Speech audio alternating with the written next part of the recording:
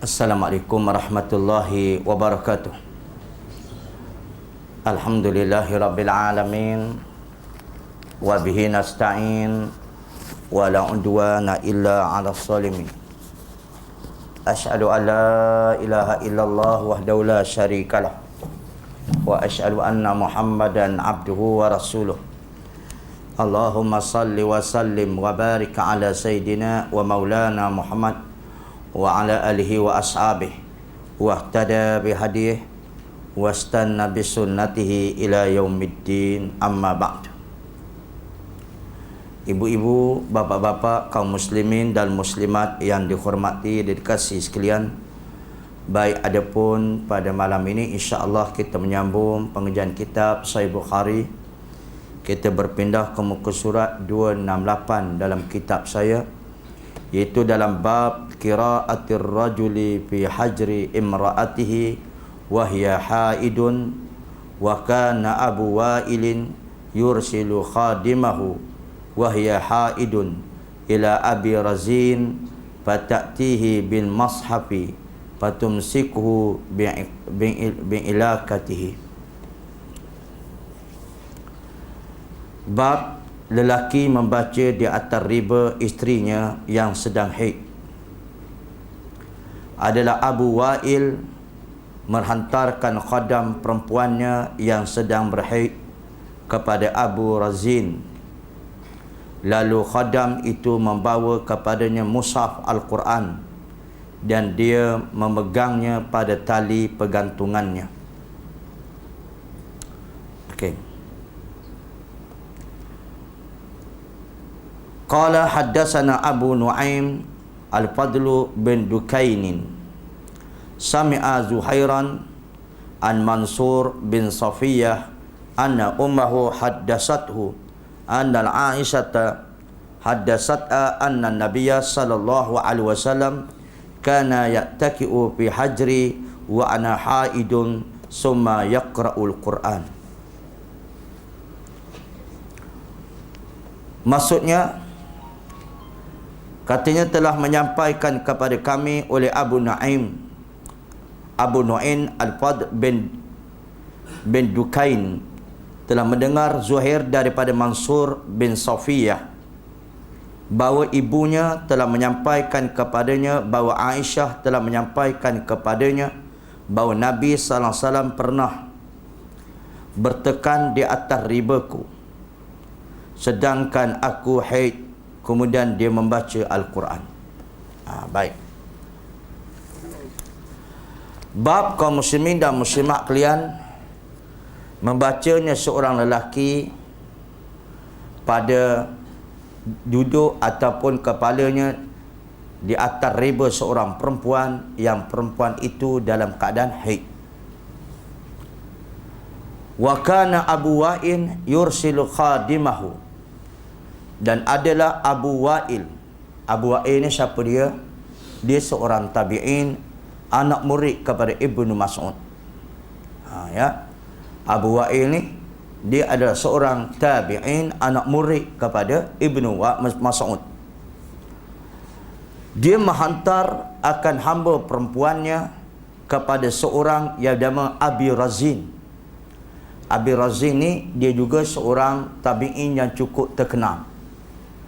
Lalu kaum muslimin dan muslimat kalian, Abu Wa'il ni dia hantarkan khadamnya kepada Abu Razin sedangkan khadamnya itu dalam keadaan haid. Fatatihi bin mushaf, maka khadam Abu Wa'il itu, kaum muslimin dan muslimat, dia membawa mushaf, dia bawa Quran. Fatumsiku bil ilakatihi, dan sesungguhnya dia membawa Quran itu kepada Abu Razin dengan memegang tali pengikatnya. Iaitu bahawa di sini Quran itu, mushaf itu kemudian dibungkus. Lalu dibungkus, lalu dia pegang tali pengikat Al-Quran itu. Jadi ceritanya ialah kaum muslimin dan muslimat kalian, Abu Wa'il anak murid Ibnu Mas'ud ni, dia seorang kaum muslimin dan muslimat kalian tabi'in. Dia ada khadam, kan, khadam perempuan itu adalah keadaan haid. Maka supaya dan Abu Wa'in suruh khodam dia pergi kepada Abu Razin. Abu Razin ialah seorang tabi'in dengan keadaan membawa mushaf. Keadaan membawa mushaf, yang mushaf itu adalah dibalut dan ikat, maka dia pegang dengan ikatan itu. Boleh faham itu tak? Itu tajuk. Baik. Baik, kita ambil hadis Nabi SAW dalam bab ini. Okey. Hadisnya ialah qala hadatsana Abu Nu'aim Al-Fadl bin Dukain sami'a Zuhairan an Mansur bin Safiyah an ummuhu haddatsathu anna Aisyah haddatsatha anna Nabi sallallahu alaihi wasallam kana yattaki'u fil hajri wa ana haidun summa yaqra'ul Quran. Dari Abu Nu'aim Al-Fadl bin Dukain meriwayatkan kepada kami, ia pernah mendengar Zuhair dari Mansur bin Safiyah bahawasanya ibunya menuturkan kepadanya bahawa Aisyah radhiyallahu anha telah menuturkan kepada ibu siapa ni? Kepada ibu Mansur bin Safiyah ni bahawa sungguhnya Aisyah berkata bahawa Nabi SAW bersandar di pangkuanku. Maksudnya ialah bersandar di pangkuanku tu iaitu Nabi SAW duduk di atas ribaku. Bukan duduk atas riba, bermaksud kepala Nabi di atas paha atas riba Aisyah radhiyallahu anha. Sedangkan Aisyah ketika tu dalam keadaan haid, maka Nabi SAW membaca Al-Quran. Dia apa ni? Di pangkuan Aisyah radhiyallahu anha. Baik, itu kepahaman hadis Nabi SAW. Cuba kita lihat sedikit pembahasan alim ulama dalam bab ini ya. Okey. Yang pertama ialah kaum muslimin dan muslimat kalian yang hendak diperbahaskan di sini oleh Al-Imam Al-Bukhari rahimahullahu taala, dan bercara juga dalam kitab Al-Fathul Bari syarah pada Sahih Bukhari ini. Yang pertama bercerita tentang permasalahan iaitu perempuan membaca Quran sedang dia dalam keadaan haid. Okey, itu yang pertama. Dan ini telah dijelaskan pada kuliah yang lepas. Walaupun menjadi khilaf di kalangan alim ulama, tapi kita ulang semula. Sebab benda ni sampai kaum muslimin dia tak dengar cara molek. Ada kawan saya daripada Perak, dia telefon. Dia kata ada orang Dr. Melewa ni, dia duduk Perak. Dia duduk Melewa, tadi pergi Perak. Dia cerita di Melewa tu ada 2 orang ustaz, dia kata, yang memecah belahkan masyarakat. Ceritalah tentang masalah haid. Betul-betul. Yang ustaz tu kaum muslim, dia baca ke kitab Fathul Bari? Dia baca tak Sahih Bukhari? Itu sebabnya benda ni kaum muslimin dan muslimat dengar dulu, rojok dulu, baca dulu, barulah nak sebar-sebar kat orang. Betul-betul. Ini jadi petenah pula, dia tuduh 2 orang ustaz. 2 orang ustaz tu aku lah. Satu lagi teman aku seorang tu. Betul-betul. Jadi kata teman saya, jauh ustaz, kita pergi rumah dia, kita tumbuk lalu. Teman aku kedebeh lalu kau muslim-muslimat lah. Jadi biarlah kan, akan tumbukkan jadi kes boleh jadi masalah pula. Boleh faham tu? Jadi jangan jadi petenah lagu tu. Dari sisi pengajian ni kaum muslimin dan muslimat kalian tak boleh, dia kena ada sifat keterbukaan. Boleh faham tu? Jadi kamu nak jelaskan sekali lagi muslim muslimat kalian, apa hukum perempuan yang dalam keadaan haid membaca Al-Quran. Boleh faham tu? Okey. Pendapat kaum muslimin dan muslimat kalian, Al-Imam Syafi'i rahimahullahu taala mengatakan memang tidak boleh perempuan dalam keadaan haid membaca Al-Quran. Sebab berdasarkan kepada satu hadis yang diriwayatkan oleh Imam Abu Daud, la yaqra'ul syai'an minal Quran wa junbu wal haidu. Jangan membaca daripada kesatu daripada Quran itu orang yang junub dan orang yang haid. Faham itu? Itu ada hadis melarang Maka Imam Syafi'i mengambil hadis itu, dia mengatakan haramnya seorang perempuan membaca Al-Quran dalam keadaan haid. Boleh faham itu? Jadi kaum muslimin dan muslimat kalian, apabila diteliti oleh ulama-ulama lain, kaum muslim, seperti Al-Imam Al-Bukhari dan ulama-ulama yang mazhab yang lain, seperti Al-Imam Abu Hanifah dan sebagainya, dia mengatakan bahawa tidak apa Quran wahid itu membaca Al-Quran, kerana hadis yang dibawa oleh Al-Imam Syafi'i rahimahullahu ta'ala itu, yang diriwayatkan oleh Abu Daud, hadis itu dhaifun, hadis itu dhaifun, tidak boleh membaca sedikit daripada Quran orangnya junub dan orangnya haid, maka hadis itu dhaifun. Bila hadis itu lemah, dia tidak boleh menjadi hujah kepada hukum Islam. Dia tak bagi hujah. Aja lemah ni dia tak boleh hujah. Cuma alim ulama saja mengatakan kaum muslimin dia tak jadi hujah, tetapi dia boleh beramal saja hadis dhaif ini dalam fadailul a'mal, dalam bab kelebihan beramal. Ada tengok hadis tu ada kelebihan amal, maka dia beramal dengannya. Dengan sebutan padilah amal tersebut. Itu saja. Tapi untuk menjadi hujah hadis dhaif ini tidak boleh. Inilah pendapat jumhur kebanyakan ulama. Belum tu. Tetapi Al-Imam Al-Bukhari dan Imam Abu Hanifah yang lainnya mengatakan bahawa tidak mengapa, iaitu bahawa sesungguhnya orang perempuan dalam keadaan haid membaca Al-Quran, kerana berdasarkan kepada satu hadis yang diriwayatkan oleh Al-Imam Al-Bukhari rahimahullahu ta'ala, yang mana Aisyah apabila mengerjakan, iaitu kaum muslimin dan muslimat kalian haji, yang mengajarkan haji tamattu', tiba-tiba datang keadaannya haid. Lalu Aisyah menangis. Dia menangis, kaum muslimin dan muslimat, orang tawaf dia tak boleh tawaf. Lalu dalam keadaan menangis itu kaum muslimin dan muslimat kalian, lalu Aisyah bertanya kepada Nabi SAW, bila ketika mana Nabi beri ketenangan kepadanya, kenapa engkau menangis ya Aisyah? Lalu Aisyah jawab, aku dalam keadaan haid. Lalu Nabi jawab, ya Aisyah, haid itu sudah menjadi fitrah kepada banatil Bani Adam. Itu sudah jadi fitrah kepada anak-anak perempuan Bani Adam. Lalu Aisyah kata, ya Rasulullah, apa yang perlu aku buat? Apa perlu aku buat? Maka Nabi kata, if'ali ma syi'ti illa tawaf. Nabi kata, maka buat sajalah wahai Aisyah apa yang kau suka, melainkan tawaf. Nabi melarang cuma tawaf. Dikembangkan dengan hadis yang lain, iaitu solat pun tak boleh kan, puasa pun tak boleh. Itu satu hadis yang kaum muslimin dan muslim berasingan. Lalu dia sebut buat apa saja melainkan tawaf. Tapi kalau sekiranya kaum muslimin dan muslimat tawaf, jadi bagaimana dengan baca Quran? Nabi tidak menyebutnya. Betul? Maka atas dasar itulah Imam Bukhari rahimahullahu ta'ala dan kebanyakan ulama hadis mengatakan tidak mengapa orang perempuan dalam keadaan haid membaca Quran. Boleh faham itu? Itu hujah yang paling kuat kaum muslimin dan muslimat.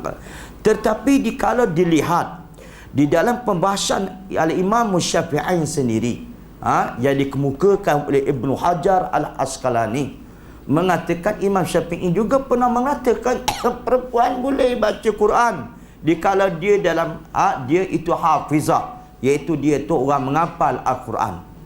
Kalau dia menghafal Quran, maka dia boleh baca Quran. Kalau dia tak baca Quran, takut Quran dia hilang dari ingatannya, atau takut dia lupa, maka boleh. Jadi permasalahannya, apabila diambil poinnya, sekarang ini bukan masalah hafizah dengan tidak hafizah. Masalahnya perempuan dalam keadaan haid boleh baca atau tidak? Kaum muslim, dia boleh baca dalam permasalahan itu. Baik, itu yang pertama yang perlu dia berjelas berulang kali. Bukan masalahnya kaum muslim dua ustaz untuk buat peranda orang. Kalau gitu Imam Bukhari buat peranda orang-orang, Imam Abu Hanifah buat peranda orang, dan ahli hadis yang lain buat peranda orang. Betul? Tak kena peseng lagu tu kaum muslimin dan muslimat kalian. Kalau awak tahu satu mazhab saja, jangan lelonglah nama-nama orang lain. Betul. Itu dia. Baik. Alhamdulillah, cuma aku tak kedebel je. Kalau dua-dua kedebel, aku tumbuk habis dah kaum muslimat. Cakap, biar bahas tentang ilmu. Jangan duk bahas duk cerita sana sini tak ada guna. Baik. Habis. Dan seterusnya. Okey, sekarang timbul pula perbincangan bagaimana pula orang yang haid. Tadi baca Quran kan? Okey, bagaimana pula orang yang haid pegang Quran? Pegang Quran. Boleh atau tidak? Seperti biasa kaum muslimin dan muslimat kalian, ya, ini banyak di antaranya ialah kaum muslimin dan muslimat Ibnu Daqiq al-Aid. Ibnu Daqiq al-Aid ini seorang kaum muslimin dan muslimat ulama hadis juga, bagi pendapat dia kalau baca Quran orang sedang keadaan haid, orang yang memegang Quran dalam keadaan haid, bagi dia tidak boleh. Al-Imam Syafi'i pun kata begitu, tidak boleh kaum muslimin dan muslimat kalian. Cuma ada pandangan Al-Imam Abu Hanifah, dan begitu juga ulama-ulama lain kata tidak mengapa, kerana tak ada dalil yang jelas. Tidak ada dalil yang jelas yang menunjukkan bahawa atas haramnya. Cuma berdalilkan tentang masalah umum sahaja berdasarkan kepada ayat Quran, la yamassuhu illal mutahharun. Kan ayat Quran kata tidak menyentuh akan dia, yakni Al-Quran itu melainkan mereka-mereka yang bersih. Bila sudah menentu yang bersih, maka kaum muslimin Imam Syafi'i ambil dua kebersihan ini, iaitu kebersihan dari sudut hadas kecil dan kebersihan dari sudut hadas besar. Orang yang berhadas kecil tak dikatakan dia bersih juga. Orang hadas kecil ni maksud dia ialah orang tak ada wuduk mudah-mudahan dah fahamnya. Dan juga orang yang berhadas besar. Jadi Al-Imam Syafi'i rahimallahu ta'ala merangkumkan la yamassu ilal mutahharun, tidak menyentuh akan Quran ni melainkan orang bersih. Orang bersih ni maksud dia tidak berhadas kecil dan tidak berhadas besar. Jadi kalau orang berhadas kecil dan ada besar, pada umumnya ayat ni, maka Al-Imam Syafi'i kata haramun menyentuh Al-Quran. Boleh faham itu? Itu satu dalil. Tapi dalil itu adalah dalil itu ada umum. Baik. Bila dalil itu umum kaum muslimin dan muslimat kalian, maka atas dasar itu dibicarakan oleh alim ulama, yang dimaksudkan al-mutahharun itu apa dia? Siapa dia? La yamassu ilal mutahharun, tak menyentuhkan Quran ni melainkan mereka yang bersih. Baik, al-mutahharun tu siapa dia? Maka ulama-ulama tafsir, di antaranya kaum muslimin Ibnu Abbas. Ibnu Abbas ni kaum muslimin dia adalah ulama yang terkenal, dan Nabi SAW berdoa atas dia, ya Allah ajarkanlah ayat Allahumma faqih fid din wa alimhu ta'wil. Ya Allah ajarkanlah kepada Ibnu Abbas ni orang faham tentang agamanya dan orang yang faham tentang ta'wil, yakni tentang Al-Quran. Ibnu Abbas dan ulama-ulama tafsir yang lain mengatakan la yamassu ilal mutahharun, tidak menyentuh Quran melainkan mereka yang bersih. Bersih ni adalah malaikah. Al-malaikah. Sebabnya bila turunnya Quran daripada Lauh Mahfuz ke langit dunia ni, turun semua sekali. Itu yang kata pada malam Ramadan itu, Lailatul Qadar. Kamu muslim nama tu, inna anzalnahu fi Lailatul Qadar. Diturunkan Quran itu malam Lailatul Qadar. Turun bagaimana? Daripada Lauh Mahfuz ke langit dunia, seluruhnya diturun pada malam Lailatul Qadar, dibawa oleh para malaikat. Tapi turun kepada Nabi Muhammad ni sedikit demi sedikit, kadang-kadang pada malam-malam yang lain, kadang-kadang pada bulan-bulan yang lain. Jadi itu malaikat maksud dia. Dan kena pula kaum muslimin dan muslimat kalian, kalau dikatakan itu orang tidak beruduk ataupun orang yang kaum muslim ada junub, tapi bagaimana dengan ayat Quran yang lain? Apa kata firman Allah Taala? Innamal musyrikuna najasun. Innamal musyrikuna najasun. Sungguhnya orang-orang musyrik itu adalah najis. Apabila orang musyrik najis, orang beriman mana cerita?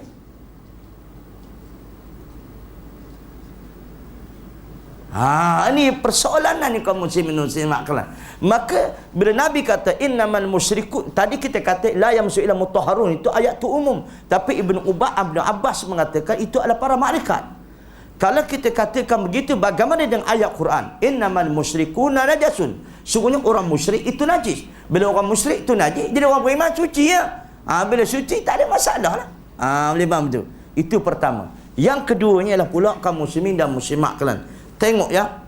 Iaitu seorang daripada kalangan tabi'in, anak murid kepada Ibnu Abbas radhiyallahu anhu. Apa nama dia? Iaitu Abu Wa'il. Abu Wa'il. Abu Wa'il ni kaum muslimin dan muslimat kalian diutuskan, kaum muslimin dan muslimat kalian, seorang khadam perempuan yang perempuan tu haid kepada seorang tabi'in lain yang cukup popular, nama dia Abi Razin. Nama dia Abi Razin. Jadi akhirnya perempuan tanda kena haid tadi, dia pegang Al-Quran. Dia pegang Al-Quran. Tapi dalam keadaan dia pegang Al-Quran tu, kaum muslimin dan muslimat kalian, Quran itu dibalut. Quran itu dibalut. Apabila dibalut, kaum muslimin dan muslimat kalian diikat dengan tali, dia pegang. Baik, cuba kita tengok sini kaum muslimin. Satu pembahasan yang kecil. Pembahasan yang kecil. Baik. Al-Imam Syafi'i rahimallahu ta'ala ada sedikit pembahasan yang kecil dalam pandangan Al-Imam Syafi'i. Dia kata kalau orang yang tidak ada uduk, kaum muslimin dan muslimat kalian, kalau menyentuh Quran dengan berlapis, itu tidak ada masalah. Faham itu? Kita ingat dah. Baik. Kalau sekiranya kalau sentuh Quran macam ni, kaum muslimin dan muslimat kalian, okey, tak ada berlapis Quran tu, kita tak ambil sarung tangan ke, itu bagi pendapat muslim hukumnya adalah tidak boleh. Tapi kalau mana orang yang berjunub, iaitu orang yang hadas besar, kaum muslimin, walaupun berlapis tak boleh juga. Berlapis tak habis juga. Bermaksud kalau perempuan tu kaum muslimin, kita lapis, lepas tu kita gendong, kita bawa, tak boleh juga. Walau berlapis sekalipun. Cuma berlapis tu cuma orang berhadas kecil saja. Tapi orang besar, kata Imam Syafi'i rahimahullahu ta'ala, kaum muslimin dan muslimat kalian tak boleh. Sekarang ni apa berjadu? Apa yang berlaku? Kaum muslimin dan muslimat kalian, apa yang berlaku adalah Abu Wa'il, kaum muslimin dan muslimat, dibalut Quran tu beri kepada hamba dia yang perempuan. Berlapis atau tidak? Tanggung atau tidak? Menanggung Quran atau tidak? Tanggung Quran kan? Kaum muslimin dan muslimat, bila tengok Quran, kaum muslimin dan muslimat kalian, sedangkan Razin tak tegur perbuatan Abu Wa'il itu, dan Abu Wa'il ni juga anak murid kepada Ibnu Mas'ud, kaum muslimin dan muslimat kalian, maka tidak mengapa dalam permasalahan itu. Itu sebabnya kaum muslimin dan muslimat kalian, itu para ulama mengatakan, nak mengatakan perempuan haid haram memegang Quran ini pun tidak ada dalil yang khusus, cuma yang jelas, cuma adalah umum semata-mata. Itu sebab khilaf ulama tentang permasalahan itu. Boleh. Tetapi kaum muslimin dan muslimat kalian, ada pendapat di kalangan tabi'in dan sebagainya mengatakan tak apa, perempuan pun pegang Quran tidak mengapa, dan ada mengatakan haram, seperti Abdul Daqiq Qaid katakan haram. Itu berlaku khilaf ulama. Lebam itu. Jadi kaum muslimin kuat, hujah memang kuat dalam bab itu. Jadi kalau sekiranya nak selamatlah kaum muslimin, nak selamat betul-betul, lari daripada khilaf, kaum muslimin muslimat kalian, boleh pegang Quran, ambil Quran terjemahan, boleh, tak jadi masalah. Kalau tak daripada meninggalkan kaum muslimin bacaan Quran 5 confirm, bacaan Quran bagi perempuan haid hukum dia boleh. Itu memang kuat hujahnya. Tapi perempuan kaum muslimin dan muslimat kena pegang Quran, bimbang juga, tak hafal, kalau jadi luar daripada jalan khilaf, dia berasa takut juga nak pegang, kaum muslimin muslimat kalian, maka boleh ambil Quran terjemahan, dia baca, tak ada masalah, daripada dia meninggalkan bacaan Al-Quran itu. Boleh faham itu? Itu dia, baik, habis. Okay. Kalau tak puas hati, tanya ya. Kita pun berpandu kepada pelajaran dan pembelajaran yang kita ambil, kemudian pembacaan di kalangan alim ulama. Baik. Tapi dia tak puas hati pakat lari. Itu dia masalah dia. Tembur. Pakat lari, dia tak puas hati lari. Betul-betul. Kalau lagi sampai bila ilmu tak boleh nak tambah. Betul-betul. Habis.